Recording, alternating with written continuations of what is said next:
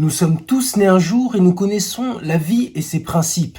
Mais qu'y a-t-il après la mort?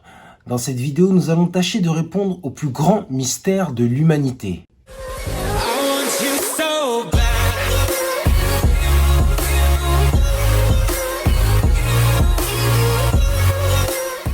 En 4 siècles à peine, la science matérialiste a aboli tout concept de transcendance. Derrière ces prétentions d'évolution, la culture occidentale est la seule au monde à croire au caractère définitif de la mort. Nous pensons que notre existence se limite à notre corps physique et que celle-ci est réduite à néant lorsque notre corps périt. Pourtant, de plus en plus de témoignages et d'études scientifiques sérieuses bousculent les dogmes en postulant pour la survivance de la conscience après la mort du corps. Cette vision, si nous acceptons de nous y ouvrir, serait à même de révolutionner notre façon d'appréhender la vie, d'accompagner nos mourants et de traverser le deuil. Le docteur Eben Alexander a même écrit « Nous sommes au milieu du saut le plus important dans la compréhension humaine.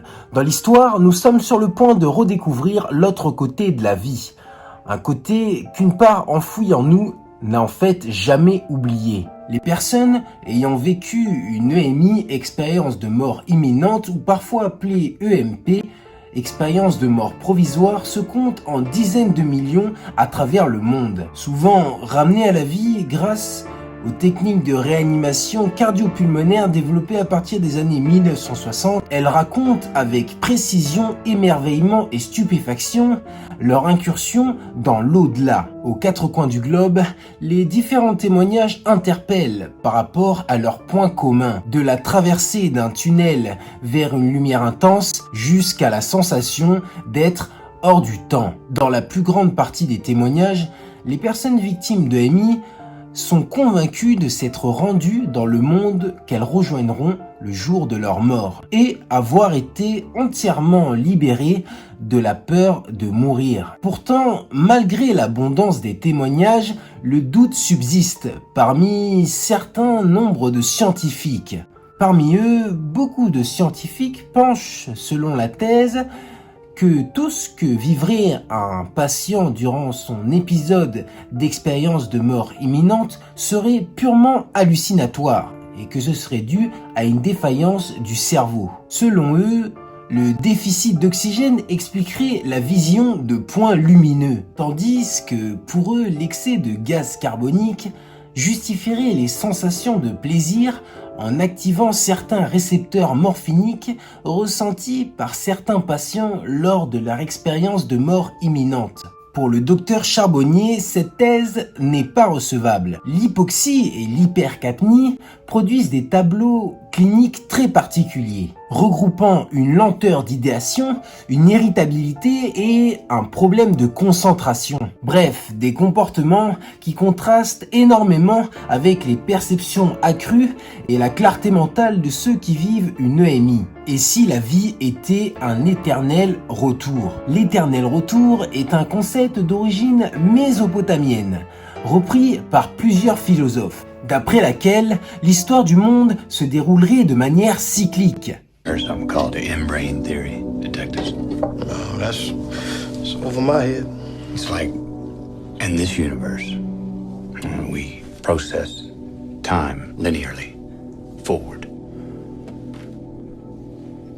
But outside of our space-time, from what would be a fourth-dimensional perspective, time wouldn't exist. And from that vantage, could we attain it? We see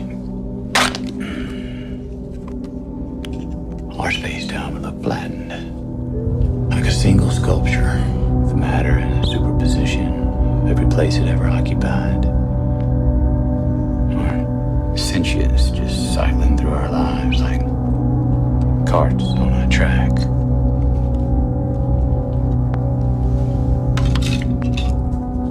See everything outside our dimension as eternity. Eternity looking down on us.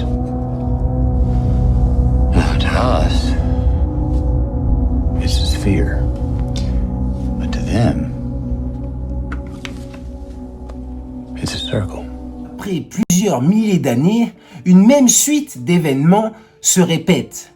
Encore et encore indéfiniment. Nous aurions donc déjà vécu les événements que nous vivons actuellement encore et encore.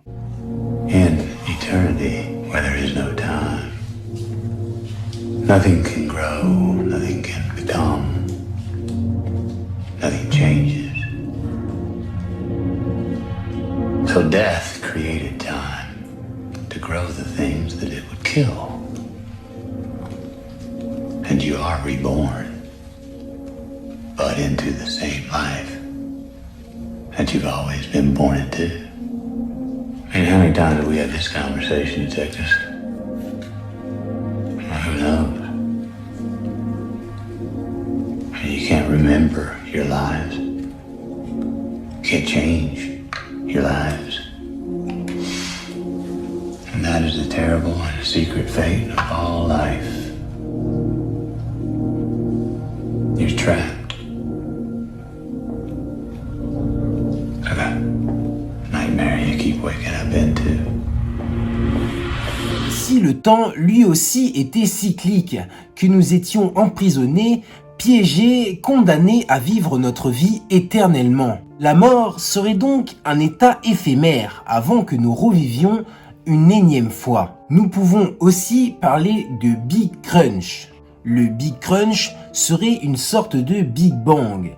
Il désignerait en fait l'effondrement de l'univers. La vie serait donc un ballon que l'on lance et qui retombe indéfiniment. Encore et encore. Mais la vie, elle, ne se termine pas pour autant, car la fin de l'univers pourrait recréer un nouveau Big Bang et recréer encore une fois notre univers. Peut-être que cela fait des milliards et des milliards d'années que le Big Bang se fait, se défait, puis se refait, puis se défait indéfiniment. Nous revivrons donc tous les événements de notre vie à l'infini. Et si nous avions une nouvelle vie après la mort? Et si après notre mort, nous revivions? C'est le principe de réincarnation.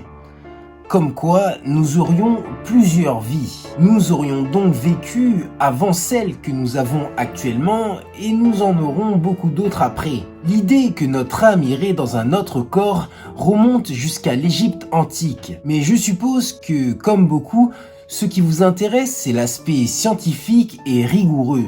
Brian Wells fit de l'hypnose sur une de ses patientes et elle remonta accidentellement dans ce qu'il paraissait être une de ses vies antérieures. La patiente put donner des détails précis sur ce qu'il s'était passé il y a de là des centaines d'années. Alors, après toutes ces informations, pour vous, y a-t-il ou pas une vie après la mort ?